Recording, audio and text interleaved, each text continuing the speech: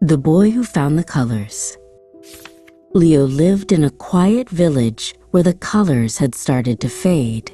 The red roofs were now a dull gray, the green grass was a dusty brown, and a bright yellow sun seemed to be hiding behind a pale cloud. Leo felt sad when he looked out his window.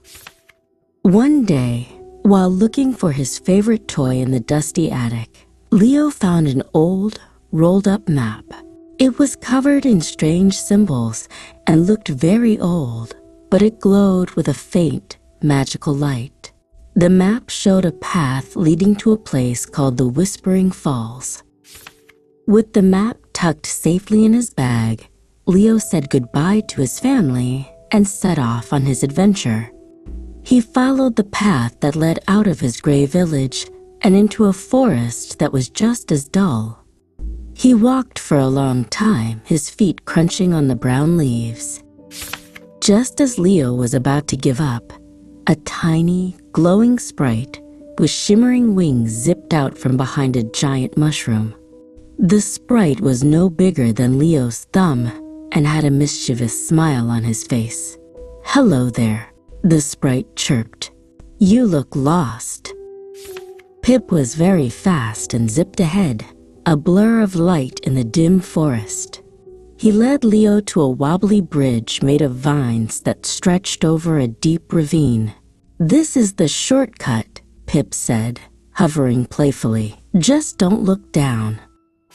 Finally, they arrived at the Whispering Falls. But instead of a beautiful cascade of colors, the waterfall was just a small, sad trickle. A huge, grumpy troll named Gorm was sitting right in front of the falls, blocking the flow of water with his big, mossy body. Leo walked up to the giant troll. "Excuse me, Mr. Gorm," he said bravely. "Why are you blocking the falls?" The troll grumbled, a sound like rolling thunder. "It's too loud," he said, "and all those colors are just too bright. I just want some peace and quiet." Pip zipped around the troll's head, trying to get his attention. "Hey, Grumpy Pants, look at me," he squeaked. But Gorm just swatted at him with a big hand. Leo had an idea. He reached into his bag and pulled out the one thing he had left. Gorm took the apple gently and took a big bite. His grumpy face softened as he chewed. "It's delicious," he said, and a small smile appeared on his face. And so quiet, he realized he wasn't tired of colors, he was just tired of the noise. A magnificent rainbow of colors burst forth from the falls, rushing down the river and into the forest.